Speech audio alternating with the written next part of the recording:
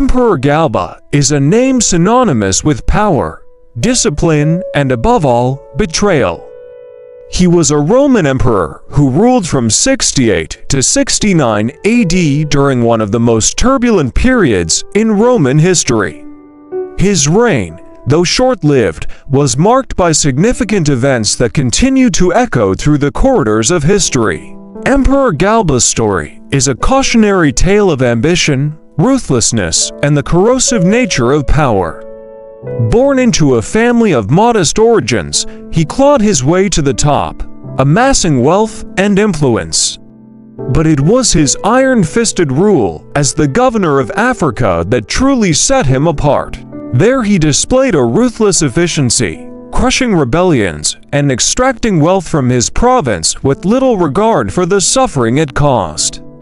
His reputation as a man of discipline and austerity grew, attracting the attention of the influential and the ambitious. Among them was the Emperor Nero, who recognized Galba's strengths and appointed him to key positions within his administration. This association, however, proved to be both a blessing and a curse.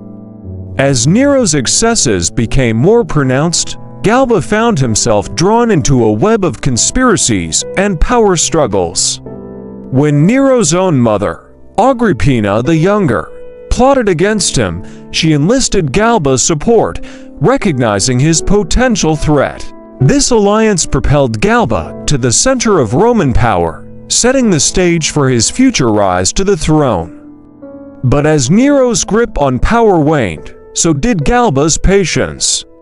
In 68 AD, when the Praetorian Guard, a powerful military force, declared their support for Galba as the new emperor, he saw an opportunity to seize power. Despite his advanced age, he took advantage of this unexpected turn of events and declared himself the sole emperor of Rome.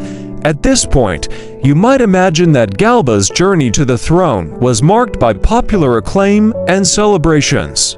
But the reality was far different. His elevation to power was met with hostility from various factions, including the influential members of the Senate and the Praetorian Guard. This animosity stemmed from his reputation as a harsh disciplinarian, a reputation that had preceded him during his governorship in Africa. These doubts and suspicions only intensified once he entered the Senate and addressed his new colleagues. His speech, far from being conciliatory, was a stark reminder of his uncompromising nature. He made it clear that he was not interested in pleasing the elite, but rather in restoring order and discipline to a Rome that had grown decadent under Nero's rule. He declared, "I have come not to be a slave to anyone or to flatter anyone, but to be the master of all." This bold statement did little to alleviate the fears and resentments that had been stirred up about him. As the opposition to Galba's rule grew, so did his paranoia. He began to see enemies everywhere, even among those closest to him. This paranoia led him to make a series of unwise decisions that would ultimately seal his fate. First, he alienated the very people who had helped him ascend to the throne, the Praetorian Guard. His failure to provide them with the promised rewards and his attempts to assert his authority over them turned the once loyal soldiers against him. They, along with other disgruntled factions, saw an opportunity to install Galba's daughter-in-law, Julia Misa, as the new empress. The plotters believed that with Misa at the helm, they could manipulate the young emperor, Nero, into granting them the power they desired. When Galba learned of the conspiracy, he reacted with his usual severity. He ordered the ringleaders, including the influential Domitian, to be put to death. But his actions were too late. The die had already been cast. The following year, in 69 AD, the Praetorian Guard, fueled by resentment and the promise of greater power, rose in revolt.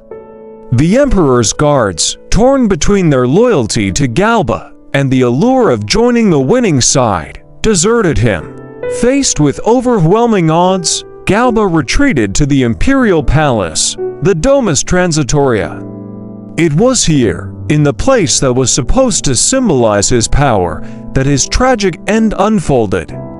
He refused to leave the palace despite the pleas of his counselors and family members. And when the rebels finally breached the palace walls, he met his end in a most undignified manner. According to historical accounts, he was killed by a soldier named Stephanos, who dealt him a fatal blow to the groin.